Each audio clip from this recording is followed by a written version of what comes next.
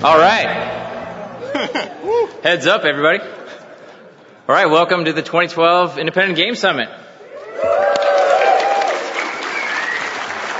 So apparently we've been doing this for 6 years now, which sounds like a lot. And again, our goal is just to bring together everyone who's interested in, makes, and wants to play independent games.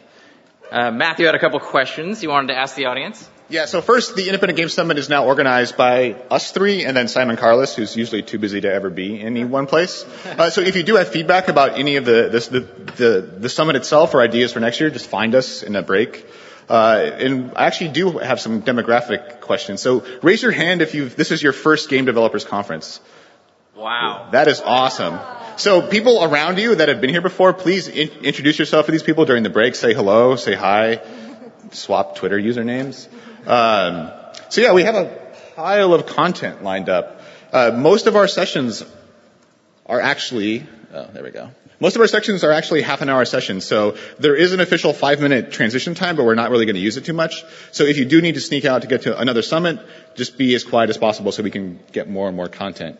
And with that, we're kind of already taking time from Bennett. What did we do? Yeah, we're taking time away from Bennett, so Steve's going to give the quick intro here.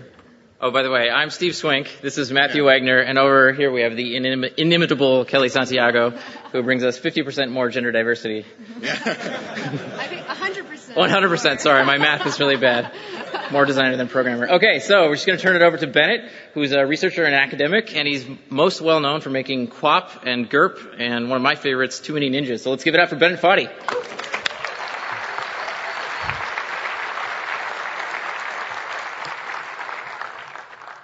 All right, thanks. You all set? Cool. All right, Matthew and Steve asked me to talk about myself and the way I make games and what I like to do when I make games. Kind of a weird brief, so don't hold me personally responsible if this comes off kind of self-involved. All right, so to start with, I guess I should introduce myself and my games. My name's Bennett Foddy. My day job is as a philosopher at Oxford University in England. I read, I think and write philosophy, and I dress up in a black gown and I drink port and I take snuff with the masters in these kind of medieval halls. When I was still studying, I played bass and keys in a band called Cut Copy. And then I left to finish my PhD, and since then they've been doing a whole lot better. They had a Grammy nomination this year, so that was good for them. And then I was really poor as a PhD student, so I made ends meet by making these really, really horrible TV commercials during the mobile phone ringtone boom. So you probably remember the Crazy Frog, right? We were the other guys.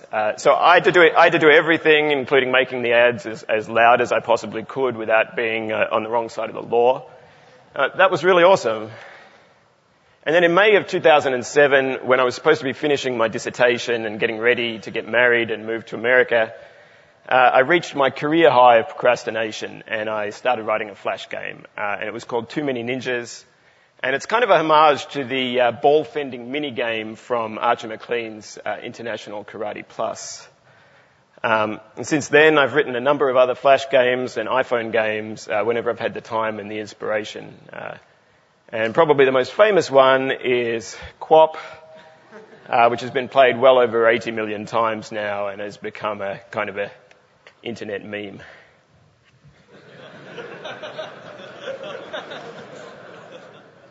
And my rock climbing game, GURP, if you haven't tried it, will be at Wild Rumpus, the Wild Rumpus party on Tuesday night? Wednesday night after the IGF, and it will be on the Expo show floor as well. Okay, so I'm going to talk about a few of the things that interest me personally when I'm writing games and when I'm playing them. So more than anything else, what I love about games, what I love about making games is griefing the player. It's my number one thing. And I think players like being griefed too, right? I think they really like being confused as long as it's part of the game. I think they like being humiliated if it feels like it's the developer or another player who's humiliating them.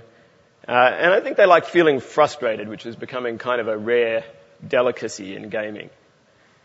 So the way I look at it is, I think all games are adversarial, right? It's easy to see how multiplayer games are adversarial, but with single-player games, the player's adversary is the developer. And the problem is that we've got all of these really great cultural practices, these social practices for multiplayer games and in sports that really aren't present all that much in single-player games. So, right, the shit-talking, dirty tricks, the humiliation moves, right? So you can get teabagged by a 13-year-old when you're playing Halo online. But it's reasonably rare, I think, for the game developer to teabag the player. So it's not just about making the player lose, though, right? So as a developer, you've got infinite power to do that. But I think if players feel like they couldn't possibly have succeeded, right, they won't be motivated to keep playing. So everybody always takes that to mean that games have to be fair, right? But I actually think that's going way too far. So I'm going to look at a couple of examples. So here's the first one. So when you play Police Quest, sometimes you're told to give somebody an object. So in this case, you're told to give a piece of evidence to the guy in the lockup. But if you go, let's give him the evidence, then you get this. Hey, thanks a lot, but now you'll never get it back. And you know, you've lost that piece of evidence for good. You can't win the game. It's basically game over. I think that a lot of people would see this as being a problem, right? They would see it as being a flaw in the game. But I actually think it's the main redeeming feature of Police Quest, right? You know, they could really easily have coded it so that you couldn't give essential objects to people who didn't have anything to do with them, right? But instead they decided to go this way and kind of humiliate and confuse and frustrate you whenever you type in the wrong thing. And it sort of makes every NPC in the game into this kind of secret kleptomaniac sociopath, which is, you know, it's not fair, right? It's not fair at all, but it's hilarious. So Jordan Mechner's famous for pioneering cinematic games, but he's also a master of player abuse, right? So you get to the end of Karateka, you beat the shogun, you approach the princess, and the whole game has trained you to know that you should never approach anyone except in the defensive stance.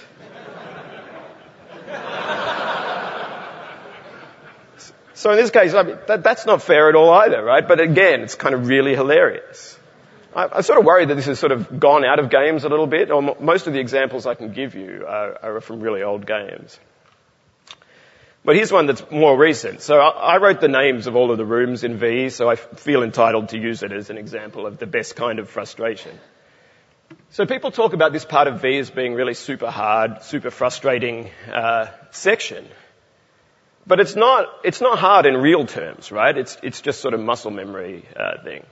But it frames itself as being super hard because it contrasts the actual task you have to do with a really trivial task, right? You know, any normal person would just step over this little brick and take the trinket on the right, but you can't. Instead, you have to flip gravity and go up through 3 screens of kind of spike-filled caverns and die a whole heap of times. So people also say about my game, QWOP, that it's the hardest game in the world. If you look on YouTube or whatever, that's how people describe it. But it's not hard at all, right? I mean, it's just you expect it to be easy to walk from one side of the screen to the other, and it's not. This is one of my all-time favorite Flash games. It's called Don't Shoot the Puppy. So it has one rule, right? If you click the mouse during a level while you're playing, you lose, right? That's the only rule. And it goes through every trick in the book to try to make you do that, right? It gives you fake error messages, you get fake lockups, fake failures, fake advertisements. So it makes it almost impossible to do something that should be completely trivial. Just don't click the mouse, right? And that's kind of the idea behind QWOP as well. I mean, it all comes down to this. This is probably the best and the simplest game that anybody ever invented.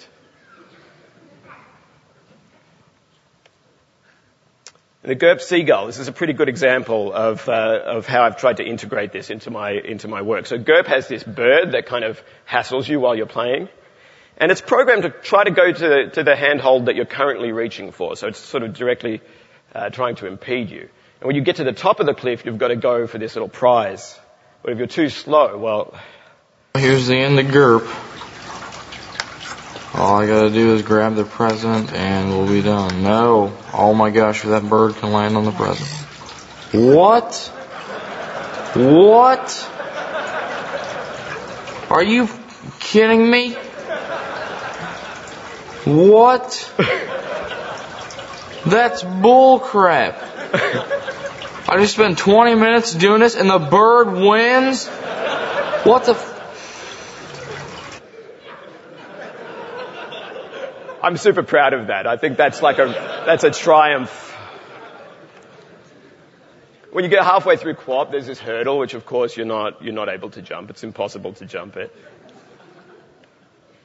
I'm really proud of this one too. So in Winner versus Loser, you're asked to put in your name by pressing a button as these letters go past really, really fast. But in fact, it just picks a humiliating name for one player and this really macho name for the other player. And my players love it, right? You know, I get these great fan mails. You know, I've spent the last hour dying inside, ripped my eyeballs out my arsehole. They love it, right? And there are some things I would never inflict on a player, right? You know, I would never make them sit through any kind of tutorial, any kind of intro movie, explanations. I kind of hate that stuff. I think that Leisure Suit Larry 2 really gets this exactly right. So you go, oh, I'm lost, you know, help, you know. Don't whine. That's the right attitude. All right, so some of the things I love about making games are about making the experience actually better, not worse. So one of the things I love is controls that are analogous to the verbs in the game, right? So there are a bunch of verbs in games that have different kind of characteristics. Some of the verbs are like buttons, right? So shoot, select, those are kind of button-like verbs. Some are touchpad-like or mouse-like point at something that's sort of a match. And some are touch screen-like, you know, prod, rub, push. And I think there's a kind of a power in matching the player's behavior in the game to their behavior on the input surface. And this is kind of an old idea in a way, right? So Marble Madness has you rolling an on-screen marble by rolling your hand across the top of a trackball. And the initial design for Marble Madness had it calling for a motorized trackball that would always be rolling the same way as a marble. That would have been incredible. Paperboy asks you to turn actual handlebars in order to turn the on-screen handlebars. Now, I think this is the best Wii game, right? Wii Sports Tennis, right? What kind of motions can the Wii remote reliably detect, right? Flailing. That's it. So what kind of in-game verb matches that? Well, flailing, right? So you need to pick a game which involves flailing. Tennis, I think, sport which involves the most flailing, so it's a perfect match. And I think where motion controls are at their worst is where this analogy is really weak, right? So where you have to shake a Wiimote up and down to swing a sword or reload a gun and those sorts of things. I think that's really kind of bad and pretty boring. Okay, so when you make Flash games, your main input surface is a keyboard. So what's a keyboard like? Well, it's a kind of flat plane with a bunch of different interactive keys in different locations. And you can press a key, I mean, that's obvious enough, but you can also hold it down. So what QWOP does is it makes this kind of analogy between holding the rings on the cliff and holding the keys on the keyboard. I think actually holding buttons is this particular analogy is not used that much in game design. I think Eco and Shadow of the Colossus both use a holding on mechanic. You hold down a button in order to hold on to something in the game. It's actually really, really rare. Right, so QWOP, though, I mean, you could say one of the things about QWOP is it has controls that are the exact opposite of that. It's not analogous to anything, right? You don't think about moving individual muscle groups when you run in real life, and pressing the QWOP keys is about as far from the kind of real life experience of running as you could imagine. But it has this other thing going for it, I think, which is that the controls relate directly to the rules of the game. They're literal. They're not metaphorical. And that's another thing that I love. So there's this continuum of control orientation, right? At one end, there's controls that are oriented to the player's goals. And at the other end, there's controls that are oriented to the game's systems. So I'll give some examples to kind of explain what I mean. So here's the extreme case of a goal-oriented control. So in Space Quest 2, you can type in cheat, right? This is on the first screen of the game, and it jumps you, if you do that, it jumps you to the end of the game. with more than 100% of the available points. And this congratulatory message. So your goal as a player is to get to the end of the game with maximum points, and you can do it in one command, right? So this is obviously this is sarcastic, and the point that they're making when they put this in is that the entire value of a game disappears if you're not involved in the actual business of manually playing it. And I think we can take that thought pretty far, right? I think the further we get away from this end of the spectrum, the more you're involved in the actual getting of the goals in the game. So let's go up this spectrum like a little bit, little by little. So in Heavy Rain, you can famously press X to Jason. And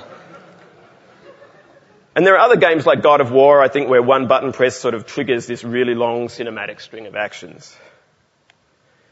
And even in a game like Super Mario, you're pressing right on the gamepad to run right. So I think to me, like that's a bit like pressing a button to achieve a goal, right? Right. Pressing a button to go right, it's nothing like actually running. So a little bit further along the spectrum, there's a game like Track and Field where you press a button to take a single step. And I've got a sort of take on that called Winner versus Loser. Same thing, pressing a button to take a single step. This is, some of you may remember, this is Microsoft Decathlon. This is the first game I ever played where you had a separate control for each part of your arm, right? So it's enormously rudimentary, but I think it's also really exciting. And then there's QWOP, right, where you control separate muscle groups in a freestanding figure in order to produce some kind of semblance of organized locomotion. And you can go even further down that path, as in the case of Core War, where you're actually defining the bits of a computer program to control how it behaves within a sort of simulated computer core. And in that case, you're controlling just about everything. It's about as manual as it could possibly get. But I think at that point, it's too much like work for me, right? So I'm not against automation in games altogether, right? I think you can go too far towards trying to make everything manual. But I think it's nice when the main goals of the game, the main enjoyment of the game, killing enemies, interacting with characters, Jasoning, running to the right. I think it's nice when those things aren't performed with a single button press. All right, so one more thing. I'm going to finish up by talking a little bit about the business side of my games, because people often ask about that stuff. And what I love there is I love publishing my own stuff. I host all my games on this really kind of basic, rudimentary website, and I have ads next to them, so I make money from advertising. And I see almost, I want to say literally no other indie game developers doing this. It's really, really rare anyway. So what most people do is they go to get a sponsorship from a Flash portal like Congregate or Adult Swim or Miniclip. And, there's certain kinds of features of that, right? So the portal has to pay you less than the game is worth to them. Otherwise, they wouldn't be in business. They can't make money. I think in the cases where they pay you a good amount of money, you lose your IP. That's usually the case with Adult Swim.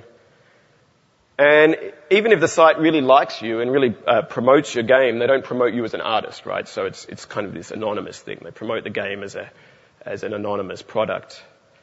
And then, your game is forever locked away from you as well, right? You can't update it, you can't change it, you can't control which ads it's listed with. If there's like Evany ads everywhere, that's like, tough shit. So, and you can't cross-advertise your games, right? So you can't use, your old games to promote your new games.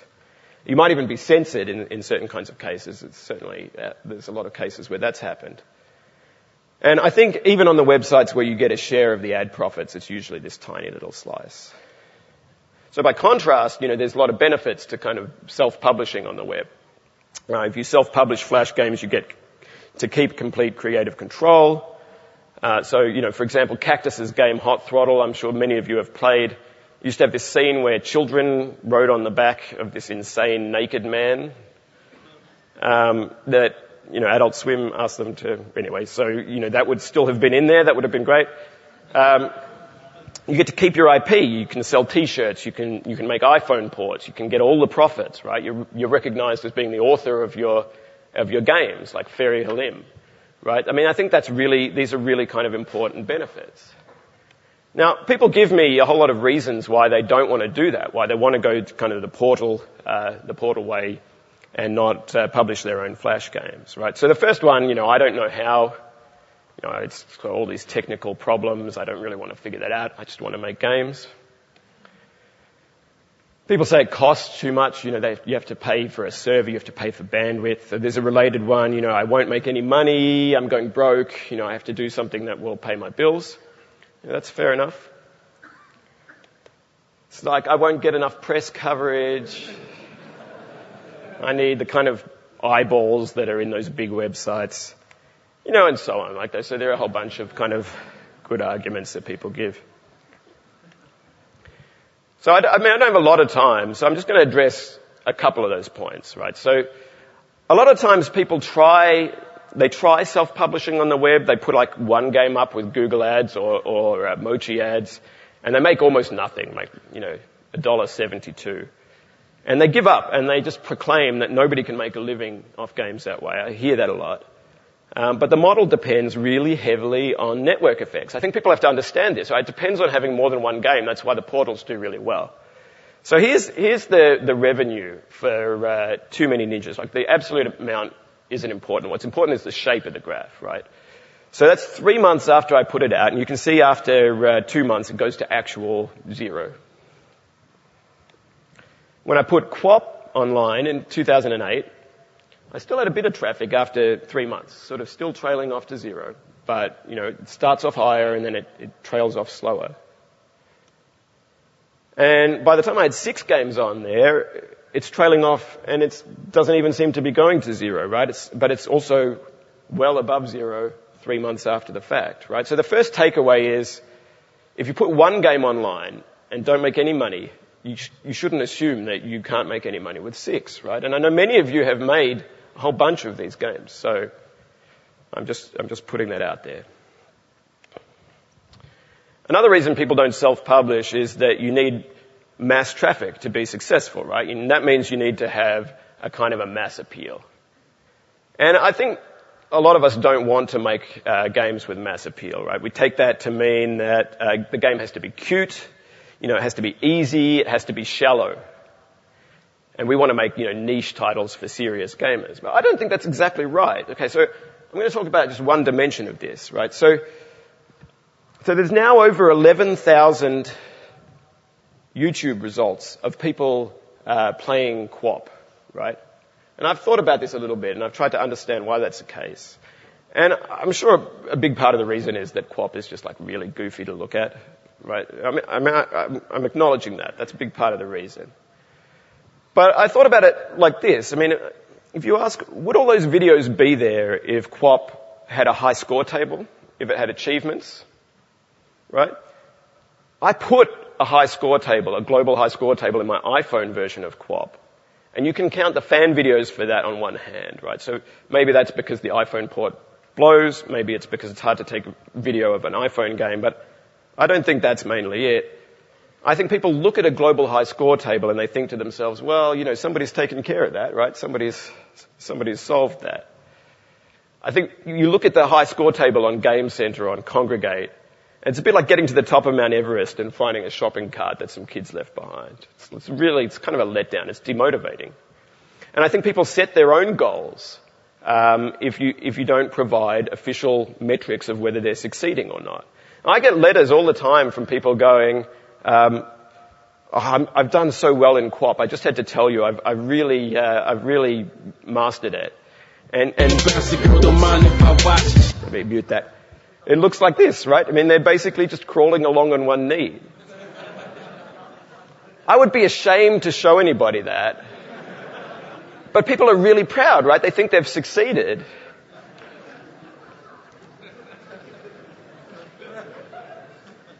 I think we should think about high score tables and achievements as being something that you put in for determined gamers, right? For the real kind of hardcore gamers. But you just have to understand that it takes you away from a mass appeal. It takes you away from the mass market. And I think it's a shame that, so many modern social gaming services insist on putting those features in. Because I think they can wind up actually being antisocial features.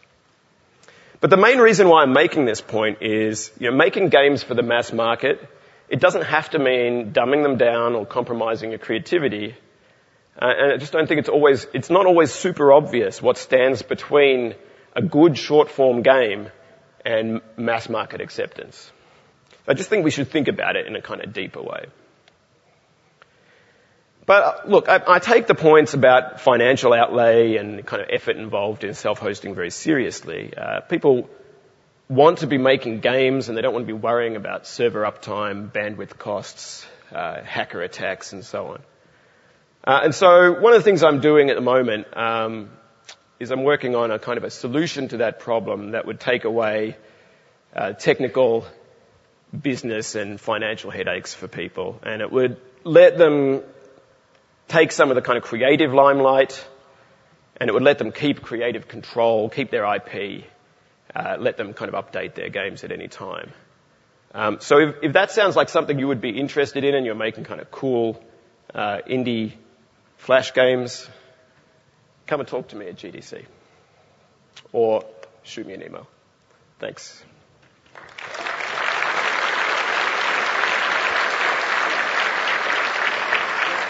Time for like 2 questions, but repeat the question for the next one. Okay. I have time for 2 told. So if anybody's got a burning... Nobody wants to be first.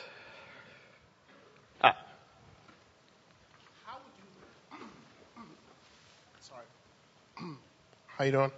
How would you even come up with a game idea like QWOP? I mean, I would never in my wildest dreams think up that game. All right, so the question is, how would I have come up with QWOP? Well, I mean, part of the reason why I showed Microsoft Decathlon is it's not like there were never kind of games where you control the muscles of characters. And I had made a game that was a bit more like that called Little Master Cricket. And it just occurred to me, you know, I was just kind of standing there. I realized that I could have untethered my guy in Little Master Cricket and just had him free to move around. And I wondered if it could work. I had a prototype up and running in 3 or 4 hours. And, you know, he can't really run, right? So that's what I discovered, but I also discovered it was hilarious. So, you know, I'm very much in favor of rapid prototyping to kind of work out these things. Sometimes you have a crazy idea. You should just build it. Anybody else? Got time for one more?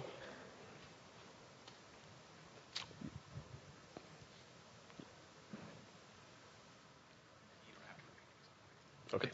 Am I on? Okay. At the end, you talked about kind of the sort of that YouTube phenomenon of the QWOP getting out there. And you didn't want to fight that. You know, people filled in the gap that was kind of missing for the leaderboards or what have you. But what do you consider would be valuable in terms of facilitating something like that? Like not so much a leaderboard, but if you could kind of implicate the users in sharing something they make in the game, would that be good?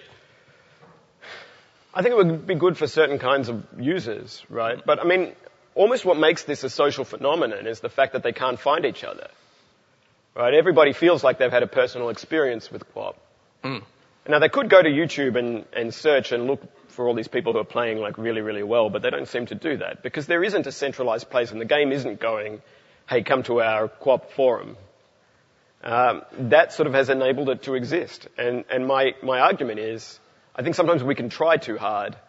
And that, you know, when we do that, it sort of really helps us to support the hardcore.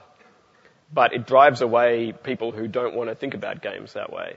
They want it to be a kind of a personal experience that's unique to them. And then they'll share it with their friends. And I think that's what's happened in the case of QWOP. It's counterintuitive. Fair enough. All right, so thanks everybody.